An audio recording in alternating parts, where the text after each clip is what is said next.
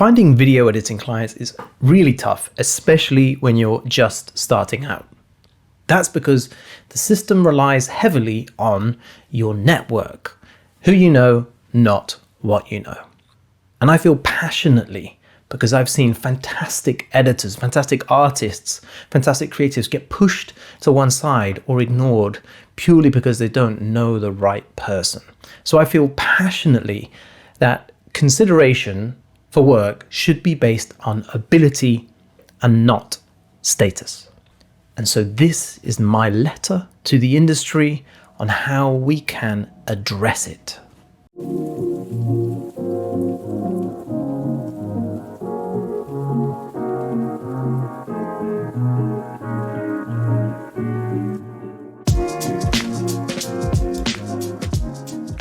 Hello, welcome back to another episode of the Video Editing Podcast from Unsplice with me, Shiny.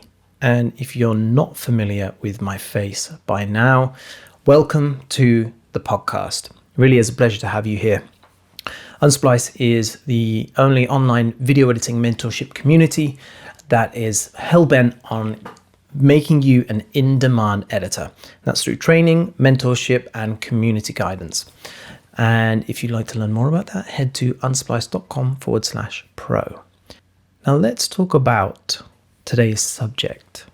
I do believe that this is one of those subjects that so many editors feel passionate about, but perhaps have been thinking it and not really felt like it could ever be a reality, that the industry could be anything other than this. How the system works right now is most clients, when they are looking for someone to do work for them, they're looking for work, they will look to their immediate contacts. They'll look through their address book, people who they've worked with recently, people who are top of mind, and once they've exhausted those and reached out and they are unavailable, then they will go and ask those people they trust the most, if they know anybody who they can recommend. And then when that resource is exhausted, then they will go online and they'll ask, go onto online agencies, they'll go to editing agencies, maybe they'll go to Upwork, Fiverr, depending on the kind of job it is. And that just means that if you're not top of mind, if you're not immediately top of mind of the person who is looking for somebody, then you're going to miss out. And it literally is as simple as that. These clients are not keeping a Rolodex. It seems like a nice image to have in our mind. These editors have a Rolodex. The clients have a Rolodex of editors to call upon when they need someone. It really isn't as organized as that. It's pretty much top of their head. Okay, who do I know who can do this person or this person? And it's a very short list that they'll go through. Some agencies, creative agencies, media agencies will have a list, the freelancers that they go to. And if you're good enough, you'll get on the list and maybe you get an email shout out. But the list is not long. And that's because it's very, very difficult to find reliable editors. That's the problem here. That's the main key word here, reliable editors. Editors who are not only good at the job, but who are self-sufficient and can work on their own. That is the main criteria. And so if you're not top of mind for the client, then a client will post online a last-ditch effort to find somebody. But that person that they bring on, they never fully trust because they never worked with them before. You've heard me talk about trust being more valuable than money to clients in the past. So it begs to be true that when they hire somebody online, they find another editor from an online source, that they don't fully trust them. And there lies a problem because they will micromanage, they will be overbearing, they won't allow the editor full creative rights, and the editor will get exhausted because they'll be being micromanaged and they will feel that there's no trust. And that's a problem because the problem with the system really is that it creates this system that only people who've worked with before are trusted. It creates this system of elitism. Not sure why I extended that word, but yeah, it creates this feeling of elitism within industry, and it's kind of wild when you think about it. Though not wild for the media industry itself. I mean, elitism is rife, but the fact that editors and artists, by their very definition, are kind of bottom of the rung of this hierarchy, and there's no way for them to rise above that. And this idea of who you know and not what you know, it breeds this sentiment that actually, if you put more effort into just speaking to people and networking, you could be the most mediocre or okay editor in the world, and you'll get lots of fantastic work and you'll do really, really well. When really it should be the case that the cream rises to the top. The best editors are really kind of commanding the best prices, and they are in a world of their own. And of course, when we look at the absolute experts who are working on some of the best films, feature films in the world, they are well recognized. But let's talk about in the documentary space, the commercial space, branded content agency world, as well as content creators. They are kind of living in a world of their own, really. And so it feels like, because we've got this, this class divide in elitism between the clients and the artists, it feels like we are all in competition with each other. We're all been put in the same bucket. You're all just technicians, artists, creatives, whatever you want to be called, or whatever the client wants to label you. We're kind of thrown into the same bucket. And that means that there's a kind of competitive nature. This tribal instinct kicks in, and it's not healthy. We, not only does it breed a sense of competition between each other, between you and me and the other editor that you know, and missing out on work because of somebody else, it also creates inequality of race, gender, class, and income. Because the clients, as they are reaching out, they will only know people in their immediate vicinity. And who are those people in their immediate vicinity? Well, they probably look like them, sound like them, and act like them, and work, and live in the same circles, purely because that's how our social network works.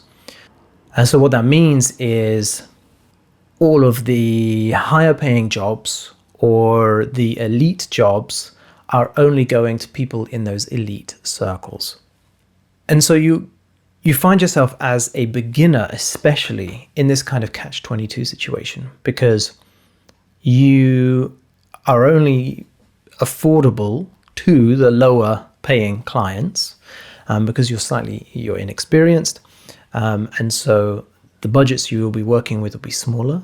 The clients that you'll be working with are more fussy. They are, they're going to give you work that is not quite as exciting.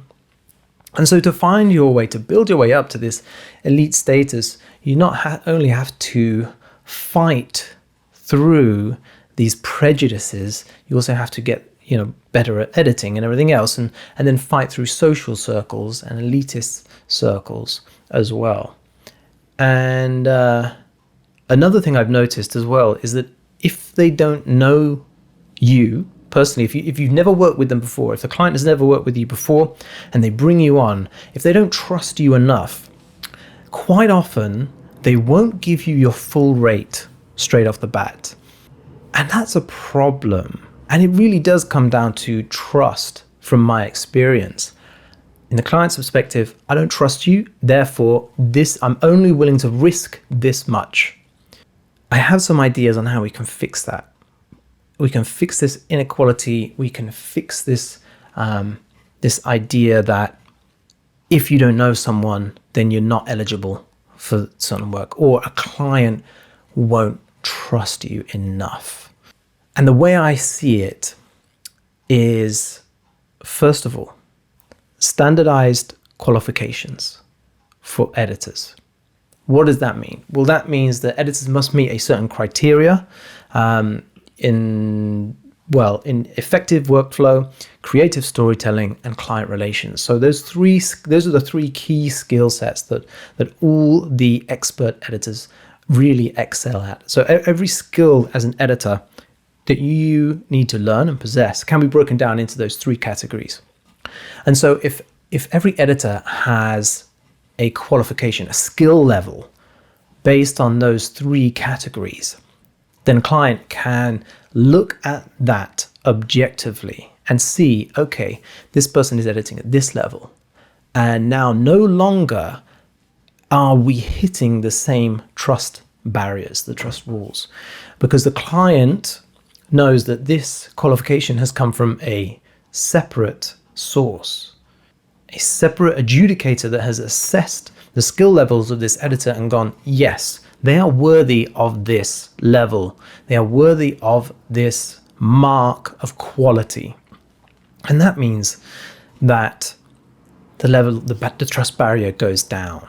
And so the rate that the client is willing to pay is going up because the barrier has dropped. And something really as simple as that can take away so many of the barriers, stresses from a client's perspective, that when they are looking and reaching out to their network, they are trying to navigate. And it really is about that trust. They've gone to their close network because they trust them. And can you recommend somebody that you trust because I trust your judgment? Well, what if there was one source of judgment that any client in the world, let's start in the UK and then let's talk about the world, that a client can look at and then go, I trust your judgment, and the judgment is in those three core areas, those three core skills. Okay, now I know this editor is capable to work on this edit, and this is the budget for somebody who's capable of that, and you've dropped that barrier. And so that's the first, my first pledge, my first step to a brighter future for the industry. And in a way that we can fix this, we can fix this kind of elitism within the industry. Another step that I envision, and this really is what drives me. This is really what Unsplice is all about to me. It's about equalizing the playground, setting qualifications and skills and levels that every editor, every client can understand and know, okay, I get it now. Just from looking at a couple of numbers, you have a full understanding of what an editor is capable of, breaking down those barriers and ensuring that if a client doesn't have someone in their immediate network, they can just go to one place and know that the editor that meets that standard is going to be of a certain standard. That really is the main goal behind Unsplice and my goals in life, because I've been unfairly judged in the past throughout my career, and it hurts. It's tough. It's a tough pill to swallow. It's part and parcel of the industry. It's part of the job, and it doesn't have to be that way. So really, that's what's driven me to build Unsplice and create this set of qualifications, this platform to level the playing field. And the next step in the big, brighter future plan is a powerful, large-scale freelance editing agency. There doesn't have to be one. There could be several, especially if each one is specialized in a particular type of editing. And I'm not talking about Upwork or Fiverr, because those are a race to the bottom. Those are about setting the lowest rate possible. What we're talking about here is an industry-wide standardized rate. So there are other industries where the rates are set by the biggest players in those industries. And they know that even the competitors, they know that they can't compete on price. There needs to be a bottom, because otherwise the whole industry is going to fall apart. And all of the low ballers are going to come in and it's going to be a mess. That is what has happened to the post-production industry. There is no minimum bar set. There's no minimum rates. It's pay what you can. And every client is going to take advantage of that. They're going to pay as little as they possibly can for what they can get. Even today, I had someone reach out to me, knowing full well my experience, and then offering me a job for £30 an hour. And we have this commoditization of video editing, and it's crazy, it's bizarre. And really, this is how we're, one step to fixing it. Creating these large-scale agencies that set a standardized rate. This could be a minimum rate. If you are looking for an editor of this experience, this is the minimum it's going to cost you per day. Done. Flatline, no questions. This is it. And then, you can go up from there, depending on how good the editor is, but this is the minimum. And we have nothing set in stone for that. In the US, of course, we have MPEG, and if you're working on scripted, there are union and non-union jobs, and union jobs do have to meet a certain rate, but that is within scripted, and I'm talking about unscripted, talking about content creation, commercials, everything else except scripted, basically. Documentaries is a shambles, and the rate, the day rate hasn't changed in 10 years, the last 10 years, and it's been despicable. And it's because clients will say, this is the rate, and editors will say, okay, I'll take it, because it's either that or no work. So we need to have some kind of standardized rate, and that can only be set if lots of key players are going to agree that that is the minimum rate that should be set, because otherwise it's a race to the bottom. So this also means that the best money is going to be in freelancing. If we have large-scale editing agencies, then the best money is going to be in freelancing. And that's true now, but it'll be even more true when freelancing rates by these agencies are set and they go up, because employers will pay as little as they can possibly get away with. Recently, I saw a job posting for a senior video editor, minimum 10 years experience in London, which is one of the most expensive cities in the world, and the salary was £40,000. Now, when I first started out as a motion designer, back in 2007-ish, something like that, I had a starting salary of £17,000, which was abysmal. I had to sign up for government benefits in order to pay my bills and put food on the table. It was shocking. In today's money, that is the equivalent of about £28,000. So a senior editor now is with 10 years plus experience is expected to earn just slightly more than a junior, which is disgusting. And somebody will take it, and the cycle continues.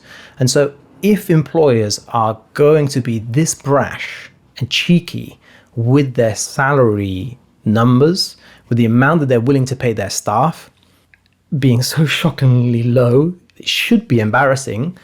Well, then all power to the freelancers. If all the employees jump ship and become freelancers, and then all of a sudden there is a standardized rate that they must adhere to if they want somebody of that same quality, well, then guess what? The editor's income goes up by 3 times. And if the employer wants to keep good quality editors, they have to match, they have to bring their salaries up in order to compete, so that they don't lose employees to becoming freelancers. So it works kind of holistically across the industry.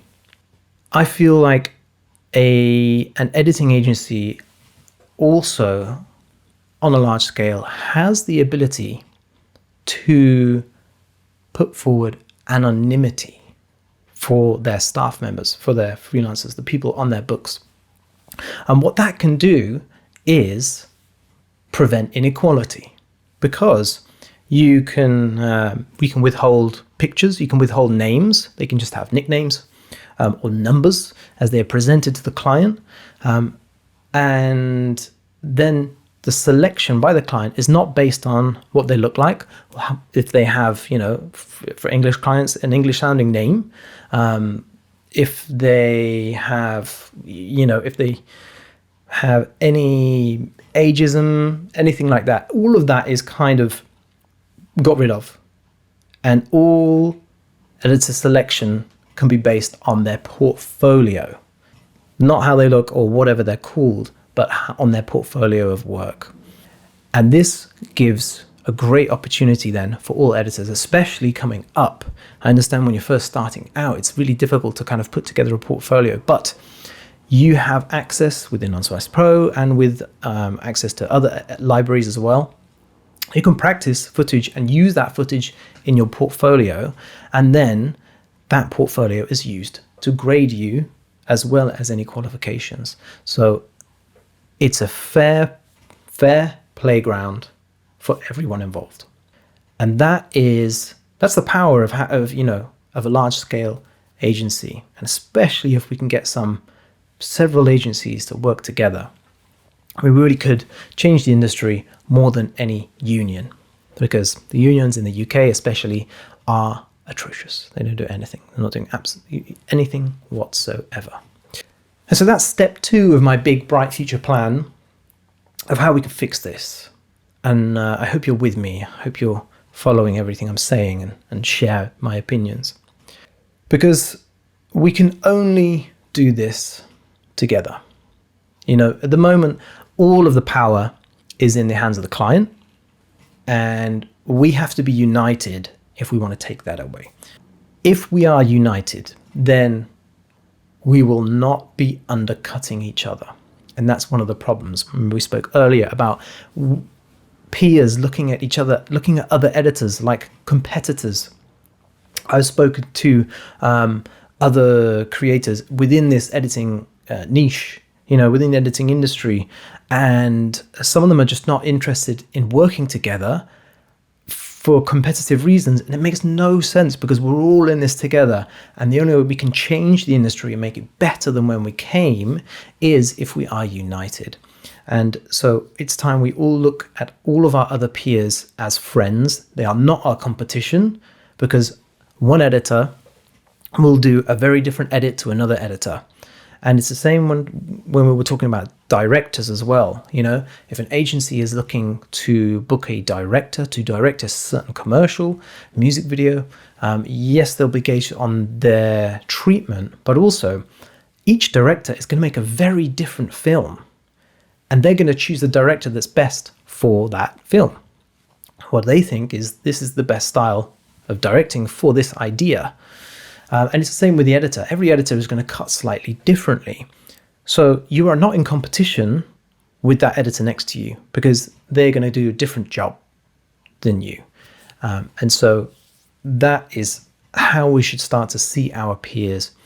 Because if we start undercutting our cost and seeing as competition and going, yeah, I'll do it for that much, and so did it for this, can you do it for a bit less? Yeah, no problem. Well, then all of our rates are going to go down, and they have stagnated for the last 10 years, and it really is unhealthy.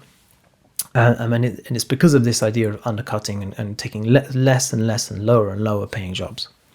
So we're not peers. We are peers, and we are not competition. So my crying call, my war cry, if you will, is to stand with your editing peers, because the more divided we are, the weaker we are. And the low paying clients know that, and they will lowball us, and they'll take advantage of that. So thank you very much for listening. If any of this has resonated with you, please make sure to comment below in YouTube. If you're listening to on a podcast, jump over to YouTube, make sure you subscribe, like it, and stick a comment and join the conversation. What has spoken to you about this episode? And more importantly, please, please, please share this with as many editors as you know, because united, we are stronger. So please, please share this with as many editors, post-production professionals as you know, because we can change the industry, but we can only do it if we work together. Thank you so much. Speak to you next week. Bye-bye.